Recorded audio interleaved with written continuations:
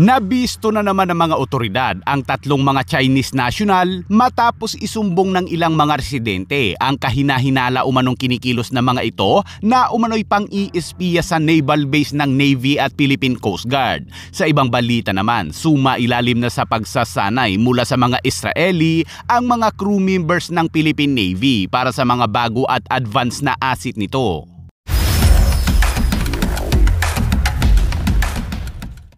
Nagpakilalang Taiwanese tourist ang lalaking ito habang kumukuha ng video at litrato sa tabing dagat sa Palawan, pero nagduda ang ilang mga residente dito dahil sa kakaiba umanong kinikilos ng lalaki. Sa video kasi ay makikitang kinukuhanan pala nito ng video at litrato ang isang barko ng Philippine Coast Guard na paalis na mula sa naval base sa Palawan at tutungo sa West Philippine Sea. Nagtataka po kami kung bakit sila nagbibideo doon na tumatabo, samantalang may mga guest po yung beach na yun ng mga foreigner na biglang dumaan yung mga Coast Guard na lalaking barko, nagbibideo rin po yung mga foreigner, pero hindi po hindi po doon sa tagong lugar. Sabi Taiwanese daw siya na halos mauntog na doon na nagtatago po. One time po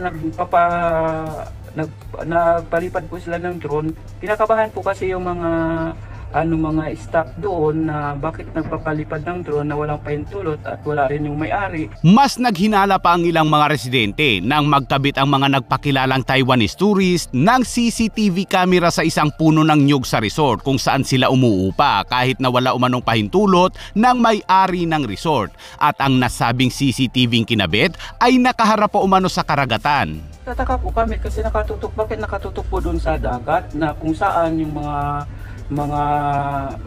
barko po ng mga Coast Guard sa Navy doon po dumadaan. Pero ayon sa isang report, ang tatlo umanong nagpakilalang Taiwanese tourist abay mga Chinese national pala mga kabayan na umano'y nagsasagawa ng pang-iispiya sa lugar. Hindi lang yan dahil konektado pa pala umano ang mga ito sa unang naarestong Chinese dahil sa pang-iispiya sa mga kampo ng militar sa iba't ibang bahagi ng Luzon. Itinanggi ng asawa at pamilya ng unang naarestong Chinese ang aligasyon, pero ang NBI at Armed Forces of the Philippines ay mayroong matibay na ebidensya.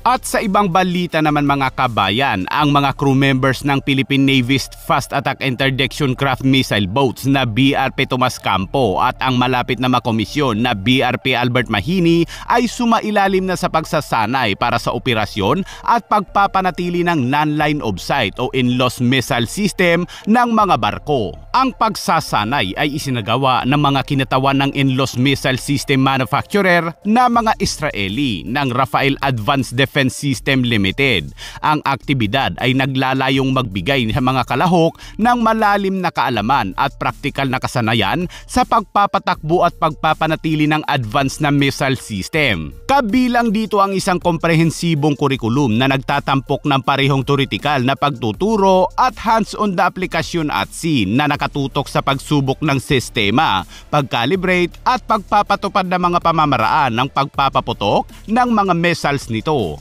Ang in-loss o non-line of sight missile system, isang advanced na may electro-optical at infrared sensor na may kakayahan sa pagpapatakbo sa araw at gabi na nagpapahusay sa pagiging epektibo nito sa iba't ibang mga senaryo ng labanan. Isang kahangahangang hanay na nagbibigay daan sa mga crew na makipag-ugnayan sa mga target na may tumpak na pagtukoy mula sa mga standoff na distansya mula sa kalaban.